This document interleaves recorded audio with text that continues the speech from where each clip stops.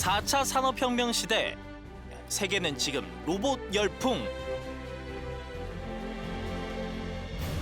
하지만 지금으로부터 30여 년 전 이미 로봇의 매력에 푹 빠진 남자가 있었으니 대한민국 로봇 기업 CEO 1세대이자 자타공인 로봇 전문가 신경철 회장.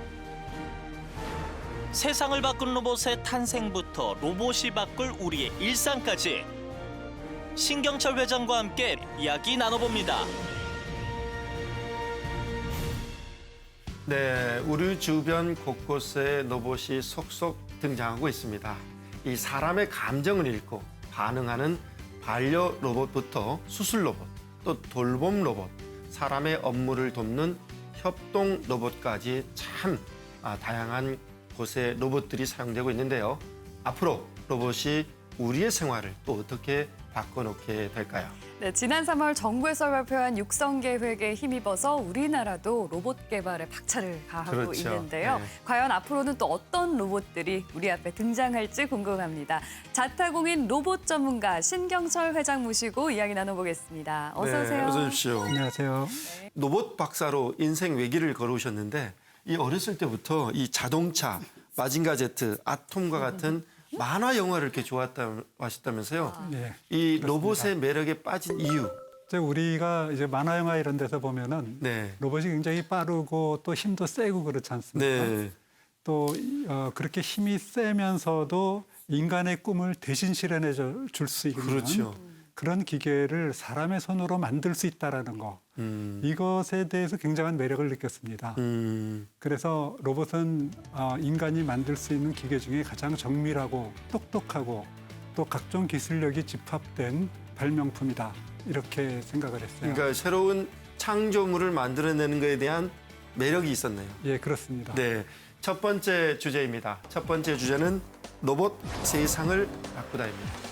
회장님, 로봇이 처음 나올 때는 이 산업용 로봇이 먼저 나왔어요. 예. 예, 그래서 산업 현장에 많은 변화가 일어났는데 좀 설명을 해주시죠. 산업용으로 이제 처음에 나와서 자동차 공장 그리고 네. 반도체 공장에서 여러 가지 뭐 복잡하고 또 무겁고 힘들고 이런 것들을 대신해 줌으로 인해서 네. 생산성을 아주 높여줬고 그로 인해서 우리 그 제조업이 굉장히 빠르게 성장할 수 있게 하는데 큰 도움을 줬습니다. 최근에 들어서는 우리 4차 산업혁명과 함께 협동 로봇이라고 해서 네. 사람과 같이 이렇게 작업할 수 있는 기존의 산업용 로봇은 빠르긴 하지만 사람이 같이 일하기에는 위험했거든요. 네. 근데 사람과 같이 일을 해도 안전하면서 네. 생산성을 높여줄 수 있는 이제 그런 로봇도 등장을 하고 있습니다. 그래서 이런 로봇 시장에 대기업들도 참여를 해서 네. 이 시장을 지금 키워나가고 있습니다. 병원에도 오래전부터 로봇 수술이 등장하기도 했는데요. 이 네. 밖에도 우리 생활에 어떤 로봇들이 있나요? 우리가 이제 로봇이 산업용에서 나와서 우리 일상 생활에도 이제 로봇이 쓰이고 있거든요. 네. 물류 로봇이라고 해서 음. 뭐 병원, 호텔 이런 데에서 물건을 날라주거나 또 생산 현장에서 물건을 날라주고 물류센터 같은 데에서 도와줄 수 있는 것. 그 외에도 농업용, 그다음에 수산업에 그리고 또 우주용, 또 하늘을 날아다니는 드론, 그다음에 수중 드론 뭐 이런 다양한 로봇들이 출현하고 있습니다. 저는 최근에 보니까요. 그 웨어러블 로봇이라 그래서 예. 100kg 되는 군장을 매더라도 네. 한 3, 4kg 무게밖에 안 느껴지는 그런 로봇까지 등장을 했더라고요. 그런 로봇들이 이제 생산 현장이나 아니면 작업장에서 사람의 힘을 도와주고 또 영화에도 사실 그런 로봇은 많이 나오지 않습니까? 그 로봇을 입음으로 인해서 사람이 굉장히 이제 슈퍼맨이 되는 거죠. 네. 지금 이제 로봇들이 가정 현장에 지금 속속 활용이 되고 있어요. 네. 가사 일을 도와주거나 청소를 도와주거나 어떤 로봇들이 지금 등장하고 있나요? 사실 그 가정용으로도 많은 로봇들이 개발되고 있습니다만은 현재 그 시장에서 우리가 구입할 수 있는 것은 뭐 애들이 가지고 놀 수 있는 교육용이라든지 그 다음에 청소를 대신해 줄 수 있는 각종 청소 로봇, 사람들에게 약간의 도움을 줄 수 있는 로봇들만 나오고 있습니다만은 사실 이제 개발되면서 앞으로 우리가 미래에 기대할 수 있는 로봇은 집안에서 바닥 청소뿐만 아니라 집안 청소를 해줄 수 있는 로봇이라든지 또 빨래를 대신 개줄 수 있는 로봇 그리고 또 우리가 설거지를 대신 해줄 수 있는 로봇까지 네. 다양한 로봇들이 연구되고 있습니다. 네. 그래서 앞으로 뭐 수년 또 1, 20년 뒤에는 우리 생활에 적용될 수 있을 거라고 저는 생각합니다. 간병 로봇이 빨리 나왔으면 좋겠어요. 어르신들 불편한데. 그것도 많이 연구되고 있습니다. 또 걱정도 있어요. 로봇이 사람을 대체하면서 일자리가 많이 사라지는 거 아니냐. 네. 어떻게 전망하세요? 분명히 이제 당장에 로봇이 들어오게 되면은 사람이 하는 일을 로봇이 대신해 줄 수 있으니까 그 일에 종사하는 사람들의 잡이 위험해질 수가 있습니다. 네. 하지만은 로봇을 통해서 다른 종류의 일거리가 생길 거라고 생각합니다. 그 말하면은 이제 프로그램을 짜주는 사람, 요즘에 로봇은 핸드폰을 통해서 같이 이렇게 대화하는 것들이 많기 때문에 또 원격 프로그램을 해주는 AI 그 핸드폰 앱 개발에 인력이 또 많이 필요하게 되고요. 네. 지금은 이제 단순 작업은 많이 줄어들 거라고 생각하지만은 창의력을 요구하고 그 다음에 프로그램 기능을 요구하고 이런 새로운 잡이 또 많이 생길 거라고 네. 그렇게 기대하고 그러니까 있습니다. 로봇 관련 산업이 새로운 생태계를 만들 것으로 보고 계시는 거네요. 예, 그래서 로봇 산업은 앞으로 계속 증가할 거기 때문에 로봇에 종사하는 잡은 굉장히 많이 생길 거라고 생각합니다. 네, 이쪽에 많은 젊은이들이 진출했으면 좋겠습니다. 네. 두 번째 주제입니다. 두 번째 주제는 로봇 마니아의 꿈입니다. 이 어린 시절부터 이 로봇을 좋아했다. 그래서 로봇 전문가가 되겠다. 이런 꿈을 꾸셨나요? 그렇습니다. 네. 사실은 이제 어릴 때는 로봇을 만들어야겠다라는 생각보다는 과학자가 되고 싶다라는 생각을 했어요. 아인슈타인과 같은 그런 이제 물리학자가 돼서 앞으로 과학계에 좀 기여를 하고 싶다 하는 생각을 했는데 대학을 들어가서 이제 전공을 선택하는 그때가 돼서 물리학을 할 것인가 기계공학을 할 것인가 이렇게 생각을 하다가 저희 아버님이 이제 기계공학자였기 때문에 저도 거기에 영향을 받아서 기계공학을 하기로 그렇게 결정을 했습니다. 대학을 졸업하고 네. 국비화학 시험을 봐서 네. 거기에 이제 합격이 돼서 미국의 미시간 대학에서 기계공학 분야에서 로봇을 했죠. 그리고 그때 이제 대기업인 이제 삼성종합기술원의 이제 정밀기계 연구소에서 로봇 개발 팀장으로 일을 했는데 어쩌다가 이렇게 사업을 하게 됐습니다. 아버님께서 뭐 회사를 운영하고 계셨다면서요? 예, 대기업을 다니시다가 네. 은퇴하시고 이제 자동화 엔지니어링을 하는 그런 작은 회사를 하나 차리셨다가 자동차 부품 사업을 하시게 됐어요.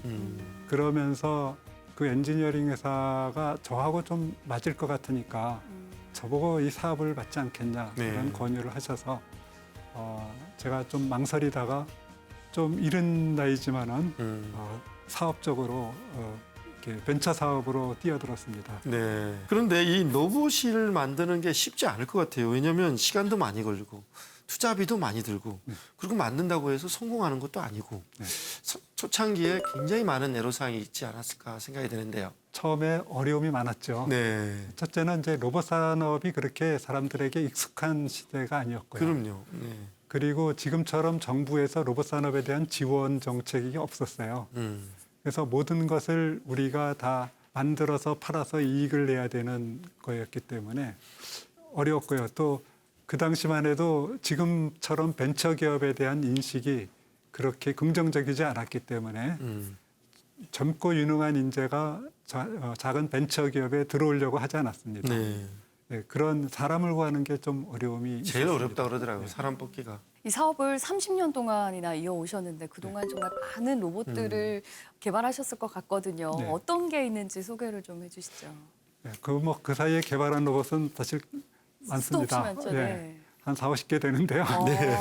네, 첫 번째로 저희가 가장 역점을 뒀었던 것은 유아교육 로봇이었습니다. 아이롭이라고 하는 아이들이 유치원이나 가정에서 로봇과 대화하면서 동화도 듣고 또 노래도 같이 따라하고 그다음에 춤도 같이 추면서 요즘에 이제 일본의 그 소프트뱅크사의 페퍼라고 하는 로봇하고 거의 90%가 기능이 같은 로봇이었습니다. 어쨌든 그 당시에는 아마 우리하고의 어떤 문화적인 차이라고 생각이 되는데 일부 교사들이 왜 로봇이 아이들을 하고 가르쳐주고 아이들을 교육하느냐, 인간성이 말살되는 거 아니냐, 이런 것을 제기해서 어쨌든 그게 뭐 국정감사도 이루어지고 막 그래서 아, 그래요? 로봇 산업 우리가 사업을 중단하게 됐어요. 굉장히 이해도가 낮은 시대가 당시였네요. 정말 예, 그래서 우리가 한 10년 동안 개발한 건데 그 사업을 우리가 접게 됐습니다. 그래서 네. 한 100억 정도 손해를 봤어요. 야. 아이고. 그 전에 뭐 군대에서 감시 정찰용 로봇도 만들고 네. 청소 로봇도 만들고 다른 로봇도 좀 소개해 주시죠. 군대에서 군용으로 해서 이제 민군 겸용 사업이라 그래서 민간 기술을 군에도 활용하고 또 거꾸로 군 기술을 민에도 활용하자 네. 이런 사업이 있었어요. 과학기술연구원하고 같이 개발한 로페즈라고 하는 군사용 로봇이 있었는데 그것은 우리나라의 그 자이툰 부대가 이라크 파병될 때 네. 거기에 같이 나가서 6개월간 정찰 업무를 하고 돌아온 적도 있습니다. 아, 기여를 많이 했네요. 그래서 그 기술은 우리가 그 이후로도 계속 개발을 해서 이제 실용화 단계에 가까워졌고요. 물류 이송 로봇, 그거는 이제 시범 단계를 거쳐서 내년부터 1월부터 이제 상품화 단계에 들어오게 됐고요. 네.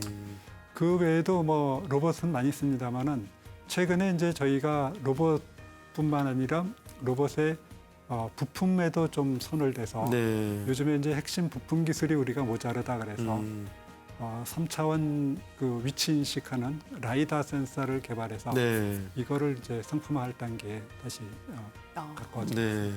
그야말로 로봇 산업의 1세대라고 하실 수 있을 것 같은데요. 이렇게 쭉 사업을 진행해 오면서 로봇 업계에 이런 점은 좀 아쉽다 했던 점도 있으신가요? 처음에 저희하고 같이 로봇을 개발했던 그 벤처 사업가들이 그 사업을 이렇게 성공한 사람보다는 사업을 하다가 실패한 사람이 더 많아요. 네. 그렇죠. 네, 그게 좀 아쉬운 점입니다만은 몹시 아쉽네요.